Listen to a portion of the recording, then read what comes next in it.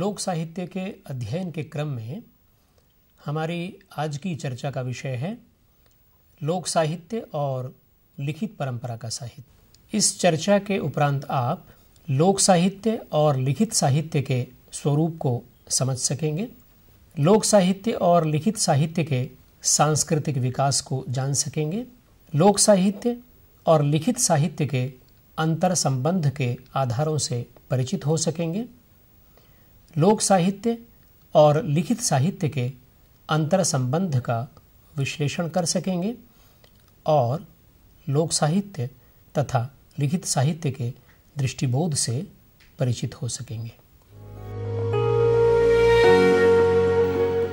लोक साहित्य पद का अंग्रेजी के फोक लिटरेचर के पर्याय के रूप में प्रयोग होने लगा है। शाब्दिक दृष्टि से लोक साहित्य का अर्थ है लोक का साहित्य। लोक एक समग्र सामाजिक सांस्कृतिक अर्थ को वहन करने वाला शब्द है। इसके मूल में सभ्यता के आधुनिक घेरे से दूर रहने वाले जन समाज की जीवन शैली मौजूद है।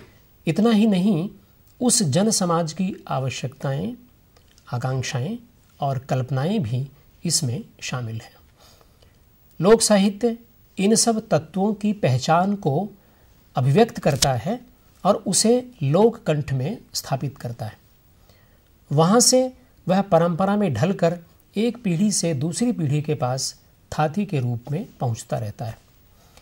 यदि यह कहा जाए तो सही ही होगा कि लोक साहित्य लोक जीवन की आंतरिक और बाह्य प्रक्रियाओं को परंपरा के रूप में उन्मुक्त ढंग से प्रस्तुत करता है।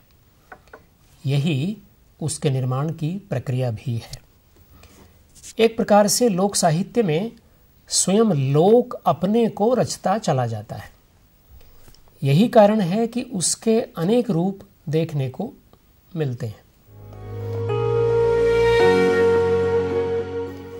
जहाँ तक लोक साहित्य की परिभाषा और उसके स्वरूप का प्रश्न है, आपने अनेक विद्वानों की परिभाषाएं पढ़ी होंगी और कोशों में लोक साहित्य की जानकारी का साक्षात्कार किया होगा।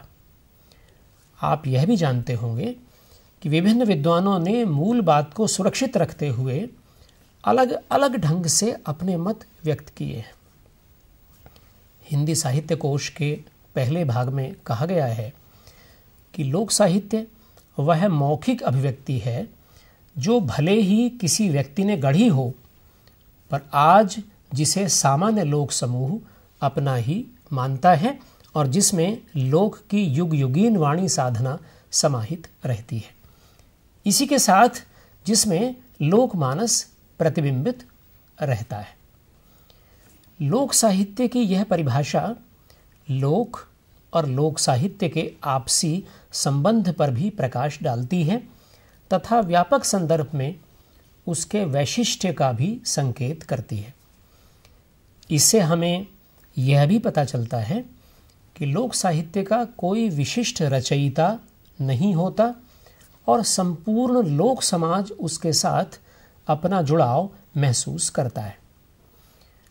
लोक साहित्य के स्वरूप के संबंध में डॉक्टर सत्येंद्र ने 3 बातों पर बल दिया है। पहली, आदिम मानस के अवशेषों की उपलब्धता। दूसरी, परंपरागत मौखिक क्रम। और तीसरी, लोक मानस के तत्वों की उपस्थिति। इन विशेषताओं से युक्त ऐसी रचना जिसे लोक अपने व्यक्तित्व की कृति स्वीकार करता हो, लोक साहित्य है। लोक साहित्य को समझने के लिए धीरेन्द्र वर्मा द्वारा संपादित हिंदी साहित्य कोश हमारी काफ़ी सहायता करता है। इसमें कहा गया है कि वह साहित्य जिसमें किसी समुदाय की लोक वार्ता अभिव्यक्त हुई है अथवा जो स्वयं लोक वार्ता का एक आनुष्ठानिक अंग हो, इस क्षेत्र के बाहर का समस्त लोक साहित्य इतर लोक साहित्य है। इसी प्रकार अवधि ग्रंथावली के पहले खंड में भी लोक साहित्य के संबंध में काफ़ी विस्तार पूर्वक विचार किया गया है। उसमें यह माना गया है कि लोक साहित्य का स्रोत लोक वार्ता है और लोक वार्ता का स्रोत लोकमानस में पाए जाने वाले वे संस्कार हैं जिनमें परिमार्जन संभव नहीं होता। अवधि ग्रंथावली में लोक वार्ता के स्वरूप की चर्चा भी की गई है और उसे व्यापक अर्थ रखने वाला पारिभाषिक शब्द माना गया है। वहाँ कहा गया है, लोक वार्ता शब्द विशद अर्थ रखता है। समस्त आचार विचार जिसमें मानव का परंपरित रूप प्रत्यक्ष होता है और जिसके स्रोत लोकमानस में पाए जाते हैं तथा जिनमें परिमार्जन और संस्कार की चेतना काम नहीं करती। लौकिक विश्वास, धार्मिक विश्वास, धर्मगाथाएं, कथाएं, कहावतें, पहेलियाँ, ये सभी लोक वार्ता के अंग हैं। लोक साहित्य के संबंध में गहराई से विचार करने वाले विद्वान डॉक्टर कृष्णदेव उपाध्याय ने लोक साहित्य के व्याप्तिक क्षेत्र का भी विवेचन किया है। वे कहते हैं कि लोक साहित्य का विस्तार अत्यंत व्यापक है। साधारण जनता जिन शब्दों में गाती है, रोती है, हंसती है, खेलती है, उन सब को लोक साहित्य के अंतर्गत रखा जा सकता है। लोक के इसी वैविध्य को प्रस्तुत करने के लिए लोक साहित्य के 5 रूप विकसित हुए: लोकगीत, लोकगाथा, लोककथा, लोकनाट्य और लोक सुभाषित। लोक साहित्य मूलतः मौखिक परंपरा का साहित्य होता है और उसी रूप में उसका निरंतर विकास होता रहता है। यह माना जाता है कि मौखिक परंपरा के माध्यम से ज्ञान, विशेष रूप से धार्मिक ज्ञान का पीढ़ी दर पीढ़ी अंतरण होता रहता है। इस बात को भी नकारा नहीं जा सकता कि सांस्कृतिक धरोहर के रूप में उसके अंतरण में श्रुति परंपरा की महती भूमिका होती है। लोक जीवन में जो लोक विश्वास और जीवन शैलियाँ महत्वपूर्ण होती हैं, उनके मूल में मौखिक परंपरा ही मौजूद रहती है। इसका एक प्रभाव यह दिखाई देता है कि मौखिक परंपरा और श्रुति माध्यम के कारण सांस्कृतिक परिदृश्य में निरंतर जुड़ाव और घटाव चलता रहता है। अभिव्यक्ति का मूल ढांचा वही का वही रहते हुए भी उसे संपुष्ट करने वाली स्थितियों में कभी कुछ नया जुड़ जाता है, कभी पुराने में बदलाव आ जाता है और कभी स्थितियां नवीकृत हो जाती हैं। हम आसानी से अनुभव कर सकते हैं कि प्रवासन और प्रव्रजन की प्रक्रिया में लोक साहित्य काफ़ी कुछ बदल जाता है। कुछ लोगों का समूह कहीं दूर जाकर और नई संस्कृति के संपर्क में आकर लोक साहित्य के पारंपरिक ढांचे को बनाए रखते हुए भी उसमें भरे जाने वाले रंगों में परिवर्तन कर लेता है। इससे लोक साहित्य के स्वरूप को और उसके विकास को समझा जा सकता है। लोक साहित्य के विकास पर आधुनिक संदर्भों में भी विचार करने की आवश्यकता अनुभव होती है। इस दृष्टि से औद्योगिकरण, शहरीकरण और सूचना प्रौद्योगिकी की ओर ध्यान जाना स्वाभाविक है। प्रायः जहां औद्योगिकरण एवं शहरीकरण अधिक हुआ है, वहां लोक साहित्य की परंपरा अपेक्षाकृत क्षीण हुई है। इसका एक दुष्परिणाम यह सामने आया है कि औद्योगिक और शहरी समाज स्मृति लोप और इतिहास लोप के शिकार बने हैं। मनुष्य की प्रकृति अपने संस्कार और इतिहास को सुरक्षित रखने में स्मृति और अभ्यास का सहारा लेती रही है। यह मानना होगा कि औद्योगिकरण इन दोनों को ही नुकसान पहुंचाता है। लेकिन यहाँ भी लोक साहित्य की भूमिका पूरी तरह समाप्त नहीं होती। इतना ही नहीं, अवसर पड़ने पर लोक साहित्य ही उस समाज विशेष की सांस्कृतिक पहचान के गठन और समृद्धि का आधार बनता है। लिखित परंपरा के साहित्य का सामान्य अर्थ है वह साहित्य जिसे एक निश्चित लिपि के माध्यम से प्रस्तुत किया गया हो। लेकिन ठहरिए, यह प्रचलित अर्थ बहुत दूर तक लिखित साहित्य को समझने में हमारी सहायता नहीं करता। बल्कि एक प्रकार के भ्रम का निर्माण करता है। इसका कारण यह है कि लिखित परंपरा के साहित्य से जो अर्थ ग्रहण किया जाना चाहिए वह लिपि से कहीं अधिक सुनिश्चित रचना शैली, रचना धर्मिता की शास्त्रीयता और सौंदर्य शास्त्र के प्रतिमानों की कसौटी और अपरिवर्तनशीलता से संबंध रखता है। इस बात को लोक साहित्य का संदर्भ देकर और भी आसानी से समझाया जा सकता है। लोक साहित्य का जो रूप हमारे सामने है उसका मूल चरित्र लिपि में प्रस्तुत किए जाने पर भी वही नहीं रहता जो पहले था। यहाँ तक कि यदि लोक साहित्य की एक ही रचना को अलग अलग अवसरों पर अलग अलग क्षेत्रों में लिपिबद्ध किया जाए तो उस रचना की परिवर्तनशीलता आसानी से पकड़ में आ जाती है। दूसरी ओर लिखित परंपरा के साहित्य की किसी रचना को आप किसी भी काल में लिपिबद्ध करें, उसका रूप वही का वही रहेगा। इतना ही नहीं, यदि लिखित साहित्य की किसी रचना के 2 पाठों में परिवर्तन देखने को मिलता है तो पाठालोचन, पाठ संशोधन और क्षेपक निवारण आदि की मांग उठने लगती है। इस प्रकार सीधे सीधे हम कह सकते हैं कि लिखित परंपरा का साहित्य एक सुनिर्धारित निरंतरता, शास्त्रीयता, नागरजन कौशल और रचना रूढ़ियों से परिचालित लिपिबद्ध साहित्य है। उसके विकास के मूल में युगों युगों और प्रत्येक युग की परिनिष्ठित नागर जीवन दशाएं हैं। लिखित परंपरा के साहित्य की अभिजात स्थितियां उसके और लोक साहित्य के मध्य अंतर भी स्थापित करती हैं। यह अंतर कथ्य को ग्रहण करने वाले स्रोतों की दृष्टि से भी होता है, शास्त्र चिंतन की दृष्टि से भी होता है और आलोचना के मूल्यों की दृष्टि से भी होता है। इसी के साथ भाषा तथा रचनाकार की दृष्टि से भी और पीढ़ी दर पीढ़ी परिवर्तनशीलता की दृष्टि से भी इसे देखा जा सकता है।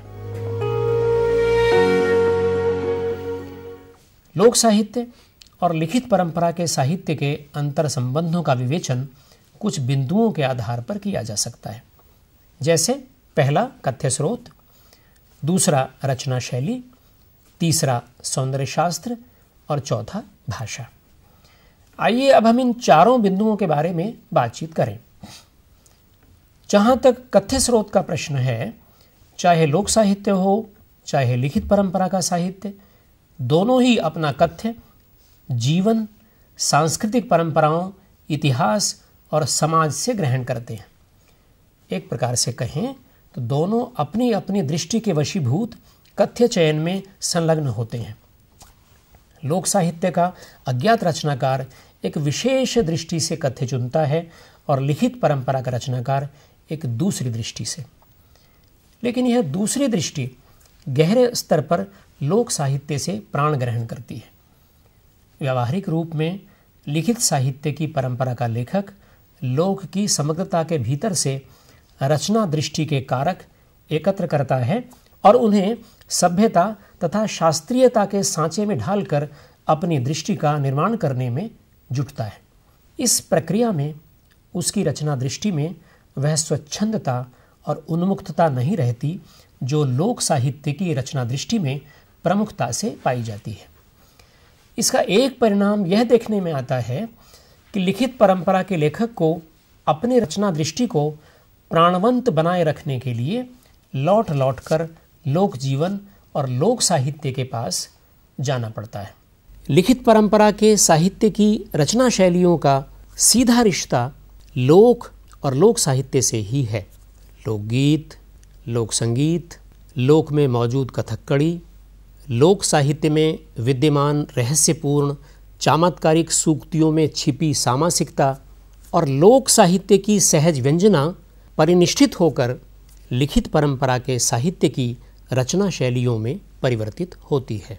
दरअसल लोक के पास एक स्वाभाविक कहन शैली होती है जिसे उसने अपने जीवन की चुनौतियों, पशु पक्षियों, पेड़ पौधों, खेतों, फसलों, हवा और बारिश के साथ दीर्घकालीन रिश्तों और आत्मीयताओं के विविध पक्षों की अभिव्यक्ति के माध्यम के रूप में अर्जित किया है। लिखित परंपरा का साहित्य अपनी विविध शैलियों को इसी लोक और लोक साहित्य से ग्रहण करता है। हमें आज जिन भी रचना शैलियों की जानकारी है और जिनमें हम लिखित परंपरा का साहित्य रच रहे हैं, उन्हें हमने किसी न किसी रूप में लोक से ग्रहण करके परिशोधित किया है।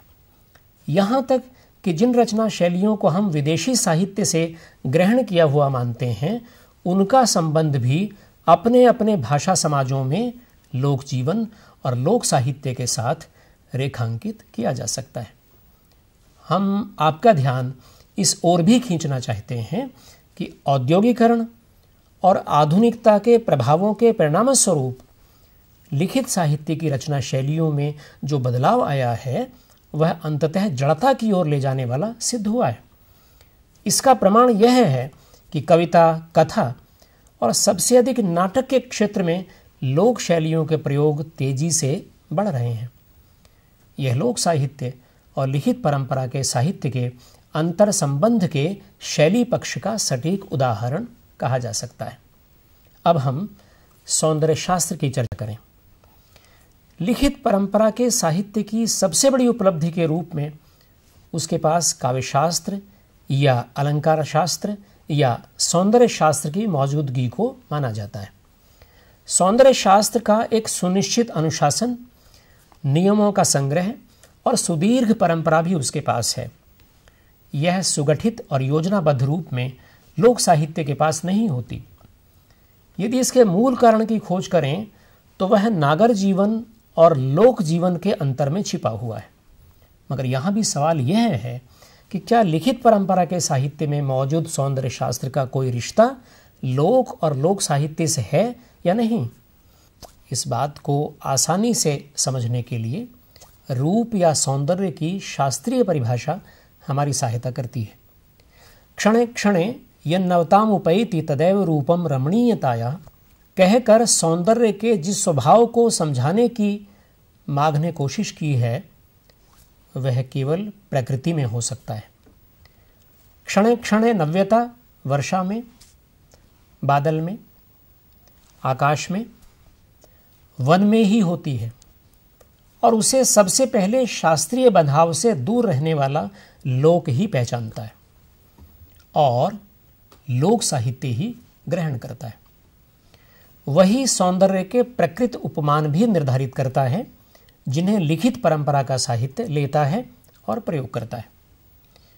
लिखित परंपरा के कवियों को जब उपमानों का पुरानापन परेशान करने लगता है, तो वे लोक की शरण में ही जाते हैं और वहीं के जीवन में रचे बसे उपमान रचना में लाते हैं। हिंदी के नई कविता आंदोलन के पुरोधा कवियों में से एक अज्ञेय ने अपनी एक कविता में लोक जीवन, लोक साहित्य और लिखित परंपरा के साहित्य के इस संबंध का रहस्य खोला है। वे अपनी प्रेयसी को संबोधित करने के लिए किसी उपमान की तलाश करते हैं, लेकिन उनके सामने समस्या है कि लिखित परंपरा के साहित्य में प्रयुक्त उपमान पुराने और मैले हो गए हैं। इतने मैले हो गए हैं और बार बार के प्रयोग से इतने घिस गए हैं कि उन उपमानों के देवता कहीं और के लिए कूच कर गए हैं। यह उसी प्रकार है जैसे अधिक बार मांजने पर बर्तन की कलई छूट जाती है। अब कवि करे तो क्या करे? ललाती सांझ के नभ की तारिका, निहार न्याही कुई, चंपा की टटकी कली आदि उपमान तो घिसकर अपना प्रभाव खो चुके हैं। इस कारण इनसे कवि का काम नहीं बनेगा। रचना संकट की इस घड़ी में कवि के सामने एक ही मार्ग था कि वह लोक की शरण में जाए। अज्ञेय ने ऐसा ही किया और जब वे लोकाभिमुखी हुए तो देखा कि वहां हरी बिछली घास है और बाजरे की डोलती हुई कलगी है। उन्होंने दोनों उपमानों को उठाया और कविता में ला बैठाया। न केवल लोक से ग्रहित उपमानों से कविता रची, बल्कि एक सौंदर्य शास्त्रीय यथार्थ का उद्घाटन भी कर दिया। अज्ञेय की इस कविता की प्रारंभिक पंक्तियां कुछ इस प्रकार हैं। हरी बिछली घास, डोलती कलगी छरहरी बाजरे की। हरी बिछली घास, डोलती कलगी छरहरी बाजरे की, अगर मैं तुमको ललाती सांझ के नभ की अकेली तारिका अब नहीं कहता, या शरद के भोर की निहार न्याही कुई, टटकी कली चंपे की वगैरह तो नहीं कारण कि मेरा हृदय उथला या कि सूना है, या कि मेरा प्यार मैला है।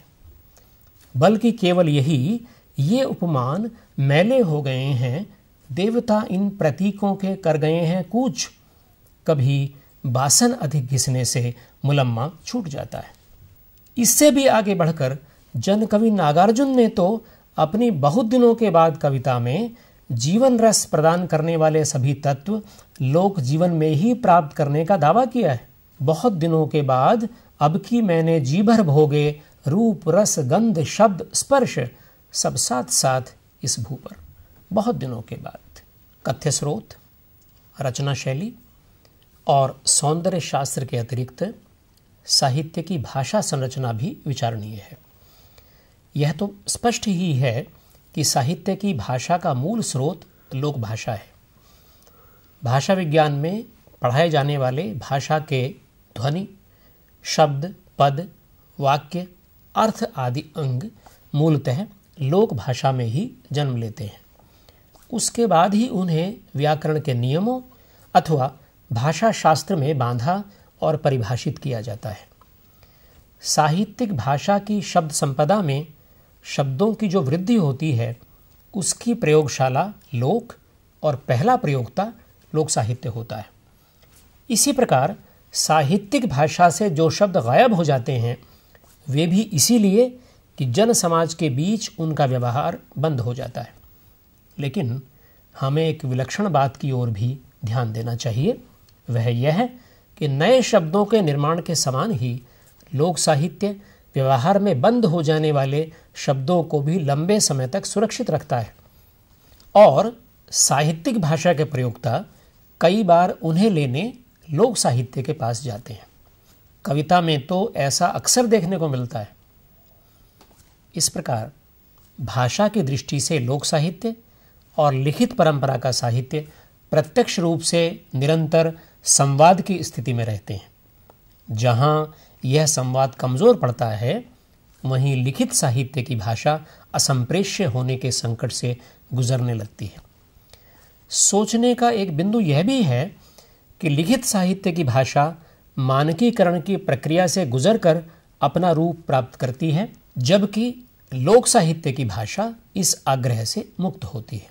उसका होना और बने रहना उसकी जीवंतता पर टिका होता है, जो उसे लोक जीवन के कण कण से प्राप्त होती है। उसके शब्द उन्मुक्त भाव से क्रीड़ा करते हैं, क्योंकि वे लोकमानस की उन्मुक्तता के वाहक होते हैं। हमें ध्यान रखना होगा कि लोक साहित्य के शब्दों को ही नहीं, भाषा के अनगढ़ रूप को भी लिखित परंपरा का साहित्य बार बार अपनाता है। मुहावरों और कहावतों का उपयोग साहित्यिक भाषा में प्रवाहमयता, सहजता तथा जीवंतता को बनाए रखने के लिए किया जाता है। आपके समक्ष की गई इस चर्चा में हमने अब तक यह समझने की कोशिश की है कि लोक साहित्य और लिखित साहित्य का स्वरूप कैसा होता है, दोनों में कौन कौन सी विशेषताएं होती हैं, दोनों के विकास की पृष्ठभूमि क्या है और कौन कौन से कारण हैं जो दोनों प्रकार के साहित्यों को आगे बढ़ाते हैं।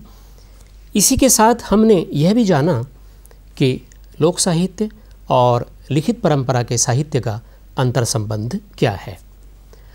अब हम इस पूरी चर्चा के आधार पर कुछ निष्कर्षों पर पहुंच सकते हैं, जैसे लोक जीवन, संस्कृति और परंपरा आदि के संबंध में जो ग्रहणशीलता और सहज बोध लोक साहित्य में पाया जाता है, वह लिखित परंपरा के साहित्य के कथ्य चयन में सबसे अधिक सहायक होता है। विविध रचना शैलियाँ लोक व्यवहार से लोक साहित्य में आती हैं और वहाँ से लिखित परंपरा के साहित्य में पहुँचती हैं। लिखित साहित्य का सौंदर्य शास्त्र अपनी अंतिम कसौटी लोक को ही मानता है तथा उसके सौंदर्य मूल्य अपने वास्तविक रूप में लोक और लोक साहित्य में ही रहते हैं। लिखित साहित्य की भाषा का मूल स्रोत लोक भाषाएं होती हैं। लोक साहित्य और लिखित परंपरा का साहित्य दोनों ही अपने स्वरूप के वैशिष्ट्य के आधार पर अलग अलग पहचाने जा सकते हैं। लोक साहित्य शास्त्रीयता और रूढ़ अनुशासन से दूर रहने वाले उन्मुक्त लोकमानस से सीधे सीधे जुड़ा रहता है, जबकि लिखित परंपरा का साहित्य शास्त्रीयता से परिचालित नागर मानस से प्रभावित होता है। लिखित परंपरा का साहित्य लोक साहित्य की परंपराओं से ही जीवन ग्रहण करता है और कथ्य स्रोत, रचना शैली, सौंदर्य शास्त्र और भाषा के स्तर पर लिखित साहित्य और लोक साहित्य के अंतर संबंधों को समझे जाने की आवश्यकता है।